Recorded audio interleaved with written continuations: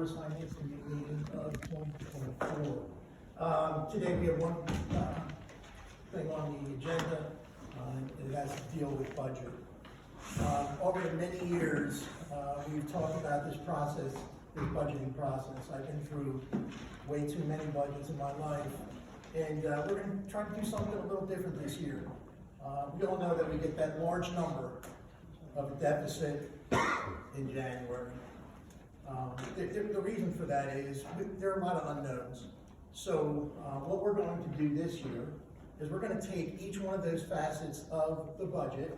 Today is going to be revenue. Next month is going to be expenses. And then in March, we'll start whittling some of those unknowns and getting them a little bit defined. So that's the plan of attack. Thank you for everyone for coming out. Please ask questions. And I did not much of this. Mr. Taylor did all of it. So I'm gonna. You want to say anything? Yeah. So, well, you did a good job, Mr. Nelson. We're also trying to educate. We have new board members on, so how the budget process works. It's very different than it would be in the corporate setting. Mike has put together a pretty comprehensive presentation, and this is informational only tonight. All right, so as Mr. Nelson and Dr. Gallagher said, we're doing things a little differently. In the past, we start the process at the very beginning. The reason for that had been is typically you have to do a preliminary budget to apply for exceptions to the Act 1 index, right? For a number of years now, the districts have been adopting opt-out resolutions saying we're going to comply with the Act 1 index and remain within it, which we did in December. So there really is no need to do a preliminary budget. The preliminary budget, the whole function of that really is to be able to exceed the Act 1 index. And to be eligible to apply for those exceptions, you have to have a budget deficit. So districts want to show a big budget deficit to apply for as many exceptions as they potentially be eligible for. So that's why things have been done. We follow the same path that many school districts, most school districts use. But to speak with Mr. Nelson, and obviously when we make up the board, we thought it'd make more sense to not show a number that we don't have much information in, really educate on what the revenues are and next month the expenses. So that's what tonight's about. So how does the Souderton Area School District, how's it funded? Really, there's three main different sources of revenues. One is local revenues, which is taxes, right? Our current year projections and projected actuals are collection experience projected to year end. So we look at our history, we take what's budgeted, what's coming in, and we project out. And the next year's estimates are based off of the tax base and the tax rate estimates, right? So the one thing that I think a lot of people understand about real estate taxes is we just assume that the increase in the percentage, we increase the millage rate, right? Well, it's really two things. It's that millage rate times the assessment tax base, right? So you could theoretically not raise your millage rate, but have an increase in tax revenue because your assessments are growing. So some school districts that have either a low tax increase or no tax increase for a couple of years, it could be they've had a lot of assessment growth, and sometimes their tax revenue growth is actually greater than people who raise their millage rates. So it's a two-pronged approach. Then you have revenue from state sources, which are subsidies. They're state budget amounts, and usually we need to wait until the state budget comes out to identify what is the governor proposing for basic ed funding increases, special ed funding increases, and a number of those other things. We'll get a little more into the different state revenues, but once again, we use prior year levels and estimates and the commitments, and we make constant modifications as we get the governor's budget or other proposals. Then the third main source is federal sources, which are grants. And we get that from federal grant announcements. Once again, looking at prior year's estimates and federal commitment. The one thing about the federal aid is it doesn't match up 100% with our fiscal year. So a federal fiscal year actually runs 15 months when you get awarded a federal grant, usually from July 1 to September 30th, not necessarily June 30th. So that sometimes makes things a little confusing, because you may actually have title money that you didn't spend that's awarded for the prior year, you spend the next year, so it's matching those things up. That's really the main three areas. And you can just see here real quick, I'm going to break down the chart. The largest portion is local sources for the Souderton Area School District. It makes up 74.8% of the total revenue. In the 23 fiscal year, the actuals was $106 million came from local sources. A little over $33.5 million from state and just over $2 million from federal, which is actually significantly higher than normal. We'll get into that as we talk about federal revenues. But just to demonstrate where the money's coming from. So, once again, breaking down and showing you the difference over time and why, once again, is the taxpayer really suffering the brunt of this. You look at 10 years ago, in 2013, local sources made up 79.2% of our revenues, whereas in 23 it was only 74.8. So the district's really done a good job of trying to manage the burden to the local taxpayers. It's actually, the growth rate's only been 2.2% over that 10 years in average increase in local sources. State sources is more, but really the state sources is a little deceiving because some of our subsidies are for the pension plan, FICA. The pension plan over the last 10 years has significantly increased in expenditures, and FICA and the pension plan subsidy reimbursement is half. So a lot of that big increase, looking at 4.5%, that's not basic ed funding, that's a lot of the pension, and it corresponds with a direct correlation of twice the growth of in the expenditures. And then the big growth here in federal sources, I broke it out. You'll see the $2 million, but that's including ESSER funds of $1.2 million. That's a one-time money that was given over a period of a couple of years now, and this is our last year. We're going to expend all the funds. It's not going to be going forward. So if you really look at our federal sources without ESSER money, really has not increased much at all over a 10-year period. So looking at local revenue, I said it's 74.8% of the total revenue for the district.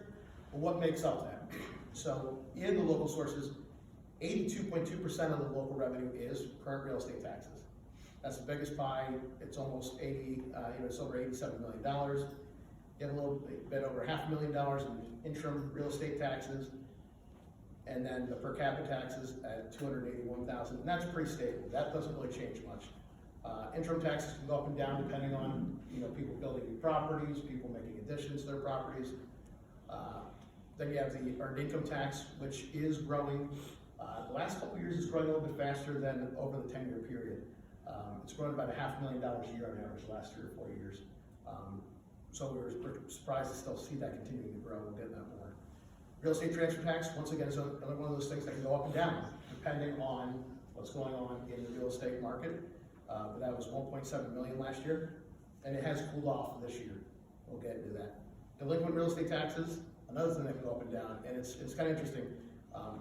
Obviously, the better we're doing with current real estate taxes and the economy, the less we're going to have a delinquent to collect. So that goes up and down and changes as the economy changes. Earnings on investments, 1.6 million, as far as back as I can go and find, that's probably the highest we've had. I mean, going back the last 10 years, it's definitely the highest by far, and that's because the rapid increase in rates over the last year that everybody's familiar with, good and bad, for people. But the district also took a very strong initiative in managing that as it was going by. Obviously, banks are going to cut your rate as soon as the rate goes down. They're not going to automatically raise it for you. So we worked with all of our banking partners and really put them to compete against each other. Every time the rate went up, we got another to match it, and really got the most out of our banks. A significant portion of that was because we managed our relationship with banks very well. So that was very successful. We're still doing well this year, but things are cooling off. The rates haven't grown much this fiscal year, so we've earned some, but it's not going to continue to grow that much, to be honest. Our delinquent real estate taxes, just under $1 million. I remember that. Now, federal revenue under the local section is IDEA. That's it's a federal source, but it's passed through the Montgomery County Intermediate. So that's why it falls under the local revenue. That's pretty stable in recent years at about 1.2 million. And then community services activities, that's just a grouping of a bunch of other different revenues. It's about $500,000. But our community ed program and the various other programs fit in underneath that for just under 0.5%. And then the summation of all the other smaller revenues comes up to about 1.8 million. But as you can see, the current real estate taxes is the biggest. Now, those percentages are of the local revenue. So really that current real estate taxes of the total revenue of the district, it's 61.5%. So it's a significant portion, and it's really one of the main and only ways that the board can really control most of its revenue, as we'll see going forward. 10-year comparison of the local revenues, you'll see that back in 2013, local real estate taxes, current real estate taxes made up 85.2% of the local budget, whereas compared to last year, 82.2%. So some of those other areas have grown. In particular, over the years, you'll see that that's an average compound rate of 1.84 over a 10-year period. in revenue, not necessarily millage rate increase, but revenue, so including assessment growth, which is a portion of that. You'll also see that the earned income tax has grown at a compound rate of 4.21% over the 10-year period. The transfer tax of 6% on average. Now the earnings on investments, obviously that compound rate has blown up because we went from a low rate to a very high rate in the last year. The earnings on investments, just to show the flux, how it flexes and it goes up and down. The low in the 10-year period is 2015 of only $85,000.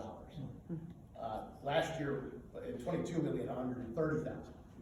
But over the 10-year period, we have an average of about 467. So you see it goes up and down. And what happens is most school districts are behind the trend.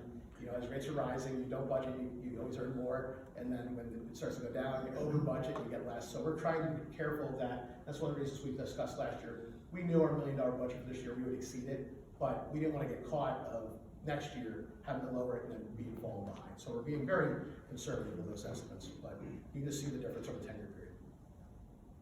Now looking at prior year, actual to budget, current year year to date, and what we're forecasting for next year.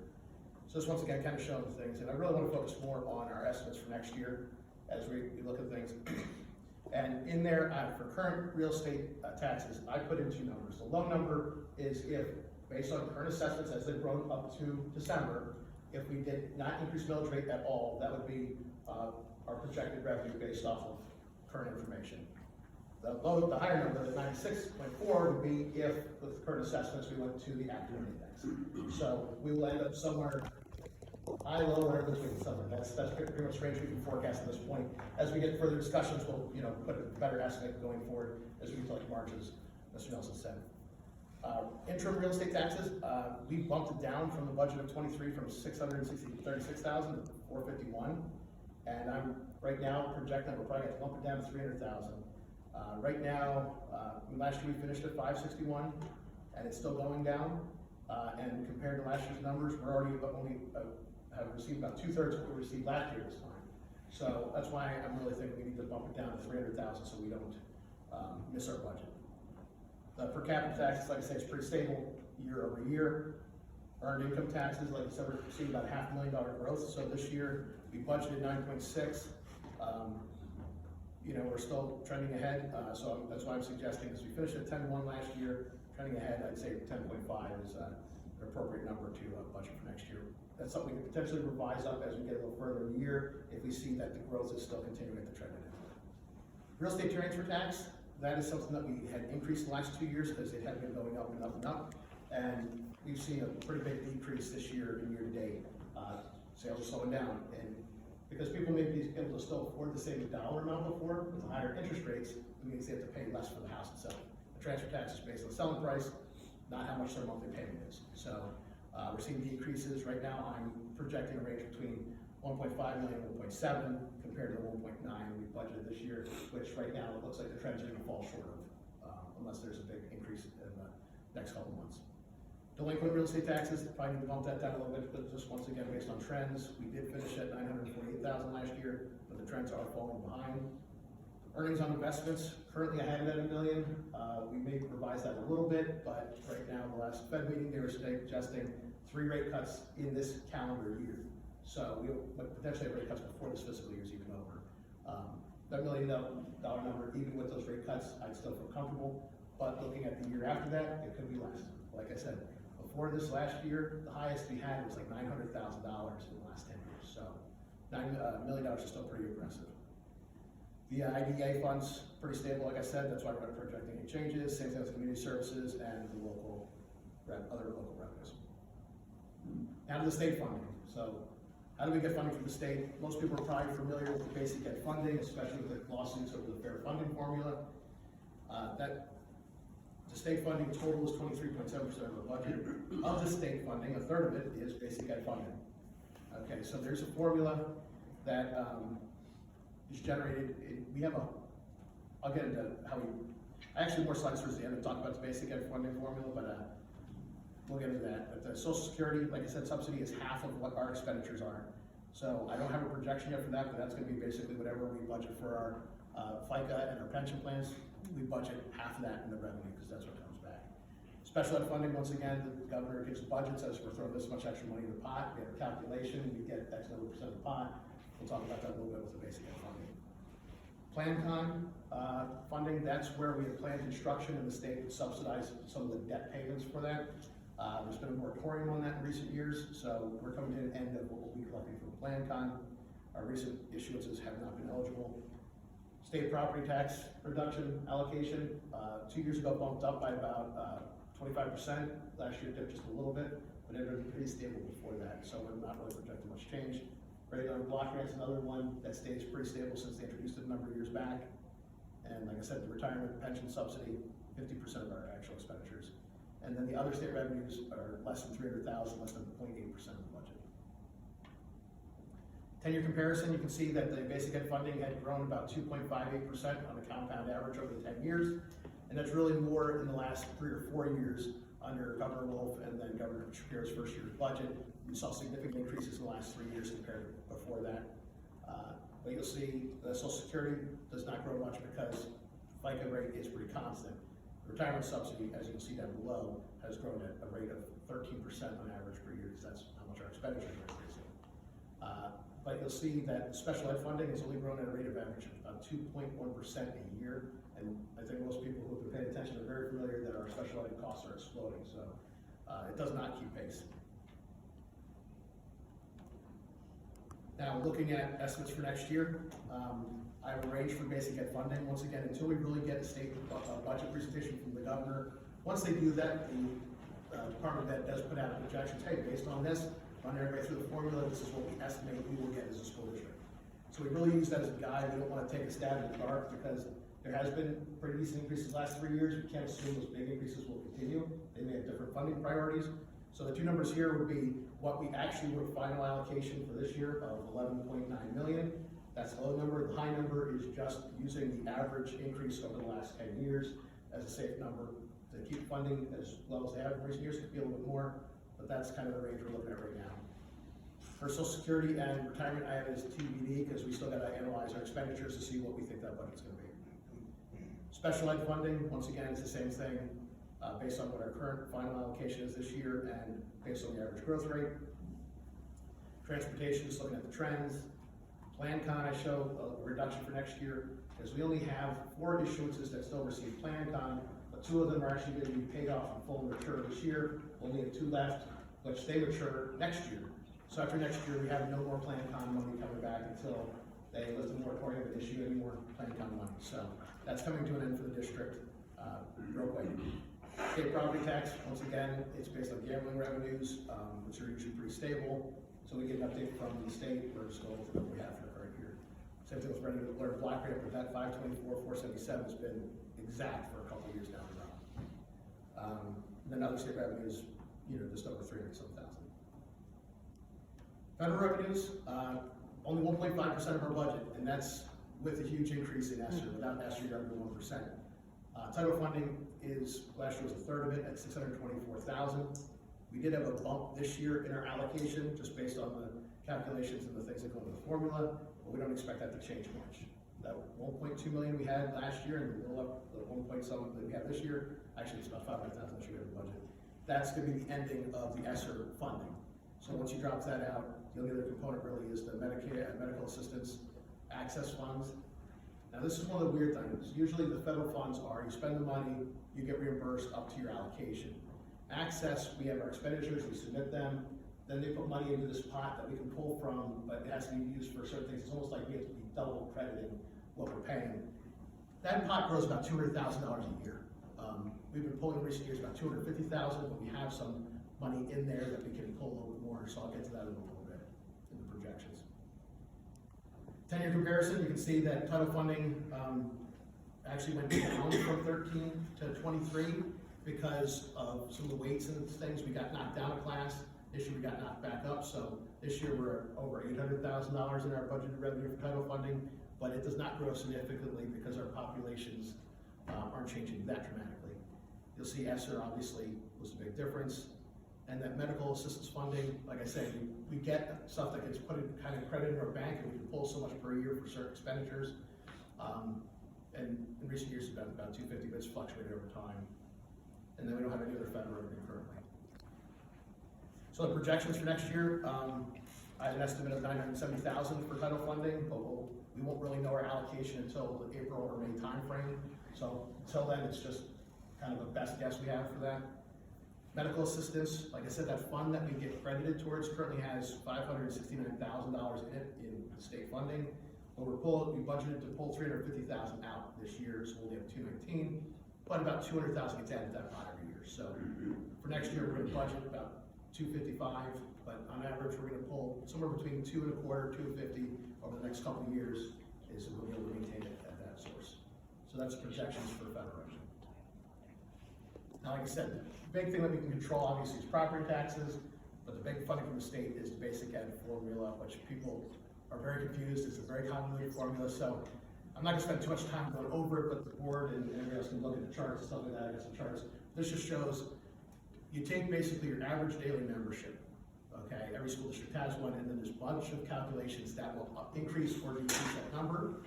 Each school gets a number, they sum that up, and then they take a pot of money, and we get a percentage of it based off of what our weighted ADM is versus everybody else's. So even though they may increase funding, we may get less because somebody else's share might have grown more than ours did, right? So just because the state says, hey, we're putting an extra 5% or 10% into that calculation, doesn't mean we're getting 5 or 10% more. And really, your basic ed, you have two numbers. They changed the calculation after the 2014-15 year. And they basically said that's your hold harmless amount, whatever we got that year is what we'll keep getting, which is just over $8.6 million. All the new money they put in since then goes through this funding formula, right? And right now our student weighted distribution for this year is $3.2 million. Guaranteed that 8.6, but if the state decided they want to cut back on that basic ed funding, they could wipe all that out, and we're only guaranteed $8.6 million. Don't expect that. You expect it to stay the same or increase over the years, but just be aware, that's how we get a total of 11.9. About a third of it is through that new formula. So here's all the different things that affect it. I do want to point out a couple things. You know, the sparsity and size ratio of your districts impact things too, but you also have poverty levels, English language learners, how many kids you have going to charter schools, all those things weigh in there. Median household index and local effort capacity is another calculation. So how much money people make, the household income, and the community that they're in affects the district. So you can see our ADMs, over a 3-year average ADMs, which is the first number that we use, has been declining in recent years. So that is shrinking our share of the pie to begin with.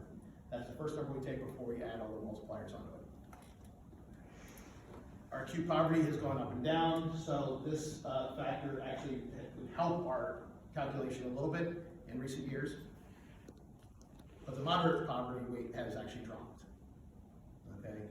So the total estimated poverty rate, you'll see, balances it out, and it increases our ADMs a little bit more compared to other calculations.